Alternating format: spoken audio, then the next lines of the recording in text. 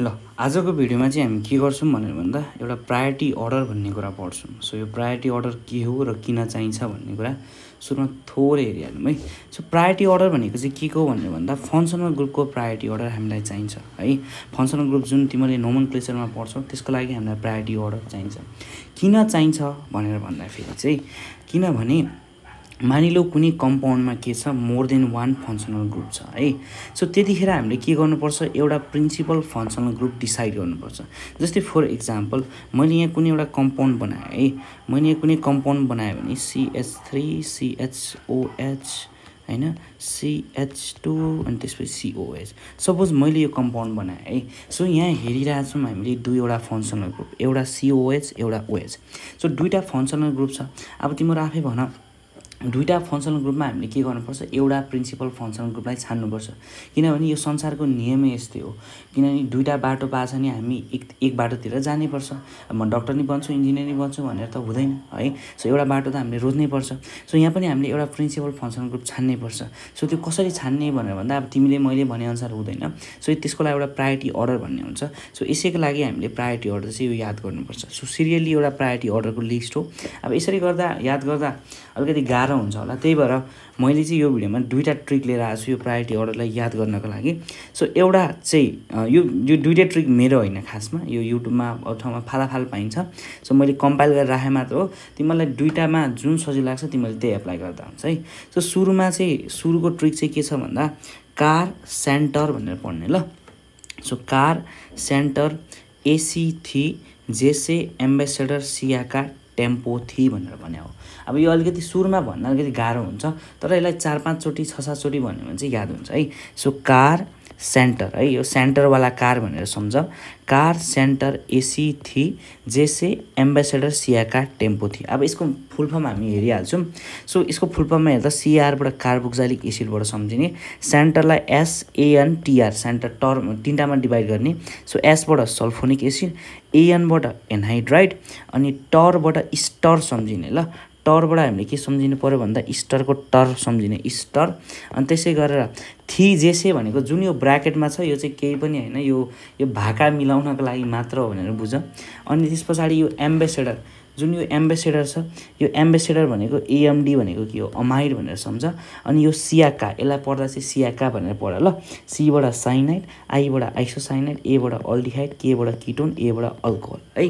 अनि त्यसै गरी लास्टमा यो टेम्पोको टीबाट थायो अल्कोहल, एमबाट अमाइन अनि त्यस पछाडि POबाट इपोक्सी भनेर याद गर्दा पनि हुन्छ, खासै चाहिँदा पनि चाहिँदैन। अनि थी लास्टमा भयो है। सो यहीँ भएको लिस्टलाई चाहिँ हामीले के गरे हो याद गरे हो। सो पहिलो ट्रिक हाम्रो के रहेछ भनेर भन्दा कार सेन्टर AC3 जेसे एम्बेसेडर सियाका टेम्पो थी भनेर याद गऱ्यो भने हुन्छ है। 3-4 चोटि लाग्छ बट 3-4 चोटिमा तिमीले याद गर्न सक्छौ।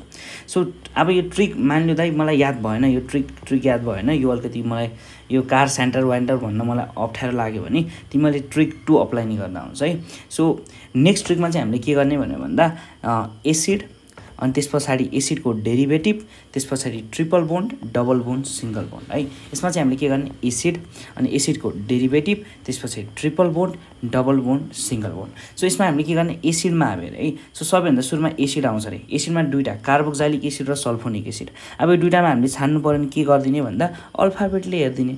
सो अल्फाबेटले हेऱ्यो भने कार्बोक्सिलिक एसिड र सल्फोनिक एसिडमा अल्फाबेटले हेर्ने भने सुरुमा कुन आउँछ भने अभियसली कार्बोक्सिलिक एसिड आउँछ। सो कार्बोक्सिलिक एसिड हो। त्यस पछाडि एसिड डेरिभेटिभमा एसिड डेरिभेटिभ के हुन्छ एनहाइड्राइड, स्टर, एसिड क्लोराइड र अमाइड भयो। के भयो एनहाइड्राइड, स्टर, एसिड क्लोराइड, अमाइड। अब यसलाई याद गर्नको लागि AEC अमाइड भनेर याद गर्दा पनि भयो है। अथवा यसलाई अझ गाह्रो लाग्छ भने यसरी गरिदिने, यसरी सम्झिने यसलाई AEC भन्न यसरी गाह्रो लाग्छ भने अचम्मको एक्जाम सेन्टर भन्ने है। के भन्ने अचम्मको एक्जाम सेन्टर। एक्जाम सेन्टर किन अचम्मको थियो भनेर भन्दा त्यहाँ एकदमै फालाफाल चिट चोर्न पाइरहेको थियो भनेर के। अनि फालाफाल चिट चोर्न पाएको देखेर तिम्रो मनमा देशप्रति दया लाग्यो अनि तिमीले के भन्यो अमेन भन्यो, अमेन अमाइन भन्यो है। सो मैले के भने एइसी अमाइड भनेर याद हुन्छ नि, याद गर्दा भयो, तर यो अलिकति त्यस्तो याद गर्नको लागि लजिकल छैन। सो अचम्मको एक्जाम सेन्टर भनेर याद गर्ने, यही एइसी नै भन्न खोजेको, अचम्मको एक्जाम सेन्टर। किनभने एकदम फालमफाल खुल्ला रूपमा चिरचोरी भइरहेको थियो, अनि त्यही भएर त्यो अवस्था देखेर तिमीले के भन्यौ, अमेन भन्यो। सो यहाँबाट यो एबाट के भन्न खोजेको मैले, एबाट एनहाइड्राइड, ईबाट इस्टर, सीबाट एसिड क्लोराइड, अनि अमेनको एएमबाट अमाइड है।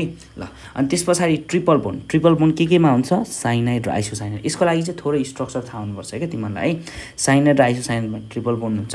त्यस पछाडि डबल बोन्ड, जहिले भन्दा हामीले अल्डिहाइड भन्छौँ अनि मात्र किटोन भन्छौँ, जस्तै च्याप्टर पढ्दा पनि एल्डिहाइड र किटोन भन्छौँ। अनि त्यस पछाडि लास्टमा सिङ्गल बोन्ड, सिङ्गल बोन्डमा अल्कोहल, थायो अल्कोहल, अमाइन है। सो अल्कोहल, थायो अल्कोहल, अमाइन। सो तिमीलाई जुन सजिलो लाग्छ त्यही गर्दा भयो है। सो यो चाहिँ हाम्रो युज मैले के भनिहालेँ, पोलिफङ्सनल ग्रुपमा हुन्छ। जस्तै एक्जाम्पलको लागि यो थियो। अब यसमा मैले नाम लेख्नु पऱ्यो भने मैले के थाहा पाएँ भन्दा, so this is our principal functional group, यो हाम्रो प्रिन्सिपल फङ्सनल ग्रुप हो, मेन फङ्सनल ग्रुप हो। अनि यो बाँकी रहेको जे छ यसलाई अब हामी के जस्तो एड गर्छौँ, सब्स्टिट्युएन्ट जस्तो एड गर्छौँ। सो यसको युज यहाँ भयो। सो यसको नाम लेख्यो भने यसको नाम के हुन्छ, मैले 1 नम्बर यसलाई दिनुपर्छ। सो 1 2 3 4 भने नि यसको नाम के हुन्छ, 3 हाइड्रोक्सी ब्युटेनोइक एसिड हुन्छ है। सो यसको युज चाहिँ यो हो। यसलाई मोर देन 1 फङ्सनल ग्रुप छ भने यसलाई पोलिभ्यालेन्ट फङ्सनल ग्रुप भनेर लेखेको पनि देख्छौ तिमीले है। मोर देन 1 भनेको पोली भनेको मोर देन 1, पोलिभ्यालेन्ट फङ्सनल, पोलिभ्यालेन्ट भन्ने आएछ पोली फङ्सनल ग्रुप है। पोली फङ्सनल ग्रुपवाला कम्पाउन्डमा हामीलाई चाहिन्छ है। ल thank you this much for this video है।